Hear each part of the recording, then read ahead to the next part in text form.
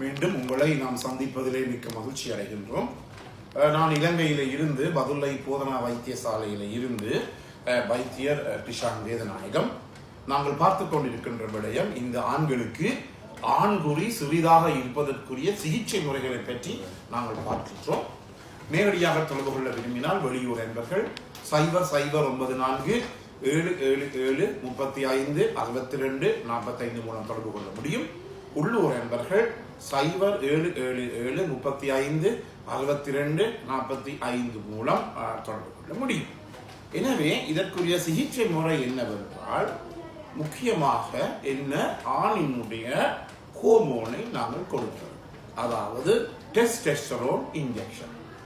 அதாவது இந்த டெஸ்டெஸ்டரோன் எனப்படுகின்ற இந்த HRT என்று சொல்லுவோம், ஹோமோன் ரீப்ளேஸ்மெண்ட் தெரபி என்று சொல்லுவார்கள்.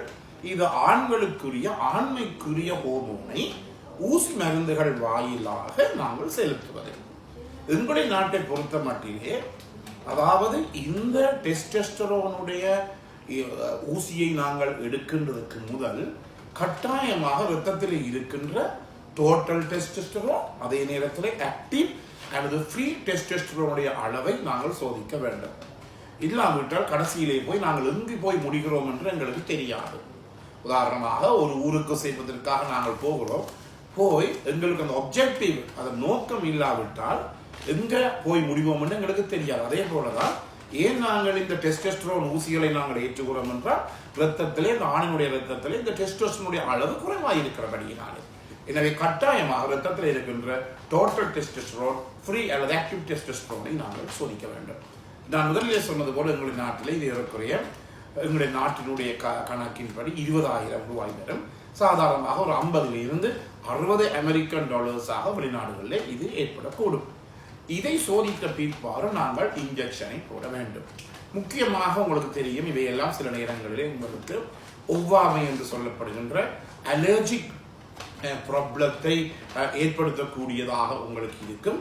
என்றபடியினாலே நாங்கள் என்னத்தை செய்ய வேண்டும் என்றால் ஒரு தகுந்த தயாரிப்புடன் தகுந்த ஒரு நிறுவனத்திலே மருந்தகத்திலே ஒரு ஹாஸ்பிட்டலில் இருந்து அந்த டெஸ்டெஸ்டரோன் ஊசிகளை நாங்கள் ஏற்ற வேண்டும்.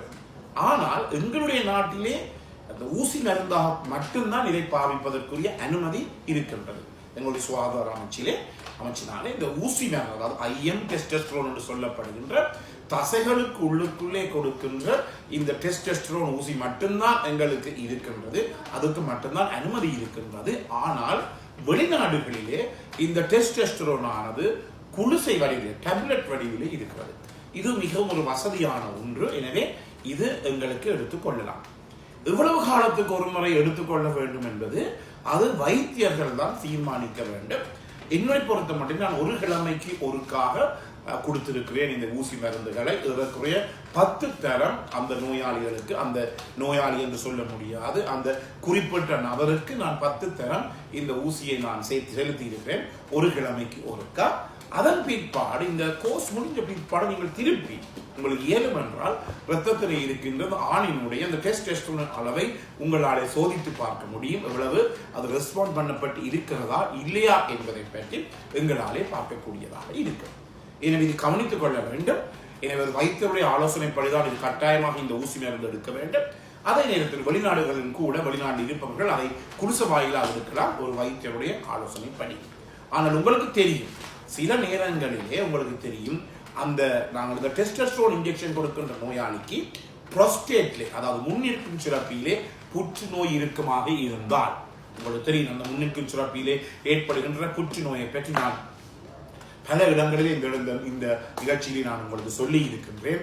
அடிக்கடி சிறுநீர் வெளியேறுவது, சிறுநீரை அடக்க முடியாத ஃப்ரீக்வன்சி ஆஃப் இன்டூரேஷன், சிறுநீரை அடுக்க முடியாத ஏர்ஜென்சி, சிறுநீர் வந்தவுடன் எங்களை சிறுநீர் கட்டுப்படுத்த முடியாது.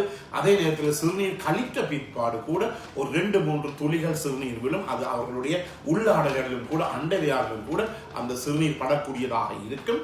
அடி வயிற்றிலே தாங்க முடியாத வலி, இவையெல்லாம் எங்களுக்கு இந்த முன்னிற்கும் சுரப்பி அல்லது ஆண்களுக்கு இருக்கின்ற இந்த புரோஸ்டேட் கிளாண்டில் ஏற்படுகின்ற கேன்சர் அல்லது புற்றுநோய்க்குரிய அறிகுறிகள். இப்படி ஒரு பிரச்சனை இருக்குமாக இருந்தால் அந்த இடத்திலே டெஸ்டோஸ்டெரோனை மூலம் நாங்கள் ஊசி மூலம் நிறுத்துகின்ற போது அது பாரதூரமான ஒரு பிரச்சனை ஏற்படுத்தும். என்னத்தை ஏற்படுத்தும்? சில நேரங்களில் அந்த குறிப்பிட்ட அந்த நபருக்கு அந்த புற்றுநோயின் அளவை அதிகரிக்கக்கூடிய ஒரு நிலைமையிலே கூட அது கொண்டு போய் எங்களை விடும். எனவே இதை நாங்கள் கட்டாயமாக கவனித்துக் கொள்ள வேண்டும். எனவே இந்த சாதாரணமாக 50 வயசுக்கு உட்பட்டவர்கள் ஒரு பிரச்சனையும் இல்லாமல் எடுத்துக்கொள்ள முடியும். 50 வயசு மேற்பட்டவர்கள் இந்த டெஸ்டோஸ்டெரோன் ஊசி எடுக்கின்ற போது ஒரு வைத்தியரை கண்டு அவர் என்ன செய்வார்? உங்களுடைய ஆசன வாயினூடாக உங்களுடைய ஆண்களினுடைய ஏனஸ் அல்லது ஆசன வாயினூடாக அவருடைய கைவிரலை விட்டு என்ன சோதிப்பார்? உங்களுடைய அந்த முன்னிற்கும் சுரப்பியை சோதிப்பார். அவர் கைகளை விட்டு அந்த முன்னிற்கும் சுரப்பி அந்த புரோஸ்டேட் கிளாண்டை நாங்கள் பரிசோதிக்கின்ற போது உங்களுக்கு தெரியும், அந்த புரோஸ்டேட் கிளாண்ட் முன்னிற்கும் சுரப்பியானது மிகுந்த ஹார்டாக இருந்தால், தன்மையாக இருந்தால், என்ன ஹார்டாக இருந்தால் அது ஒரு புற்றுநோயினுடைய அறிகுறி. அந்த இடத்திலே அவர் ஒருபோதுமே உங்களுக்கு இந்த ஊசி மருந்தை உங்களுக்கு சிபாரிசு பண்ண மாட்டார். இதை கொஞ்சம் கவனித்துக் கொள்ளுங்கள். சில நேரங்களிலே உங்களுக்கு தெரியும், பெண்களிலேயும் அதே மாதிரித்தான் பெண்களுக்கு மார்பகங்களில் ஏற்படுகிற புற்றுநோயானது இறுக்கமாக இருந்தால் அந்த நேரங்களில் அவர்கள் கருத்தடை மாத்திரைகளை போடுகின்ற போது அந்த கருத்தடை மாத்திரை இருக்கின்ற புரோஜெஸ்டரோன் ஈஸ்ட்ரோஜன் என்ன செய்கின்றது? இந்த பெண்களுடைய மார்பக புற்றுநோய் அதிகரிக்கக்கூடிய சந்தர்ப்பம் இருக்கின்றது. அதே போலதான் ஆண்களுக்கும் இந்த முன்னிற்கும் சுரப்பி புரோஸ்டேட் கிளாண்ட் ஏற்படுகிற புற்றுநோயான அதை சரியாக பாதிக்கக்கூடியதாக இருக்கு. எனவே முதலாவது டெஸ்டோஸ்டெரோன். இரண்டாவதாக உங்களுக்கு சொன்னேன் நான், இந்த எங்களுடைய கபச்சுரப்பி, அதாவது பிட்யூட்டரி கிளாண்ட், மூளையில் இருக்கிற பிட்யூட்டரி கிளாண்ட்ல இருந்துதான் ஒரு சிக்னல் வருகிறது, ஒரு ஹோமோன் ஒன்று வருகிறது எங்களுடைய விதைகளுக்கு. இந்த ஹோமோனின் பேர் என்ன? கோனடோட்ரோபிக் ஹோமோன் அல்லது குரோத் ஹோமோன். இவற்றை கூட நாங்கள் ஊசி மருந்து மூலம் கொடுக்கக்கூடியதாக இருக்கும். சில பிள்ளைகள் பிறக்கின்ற போது அவர்கள் மஞ்சளாகி விடுவார்கள். இக்டரஸ் அல்லது ஜாண்டிஸ் என்று சொல்லுவோம்.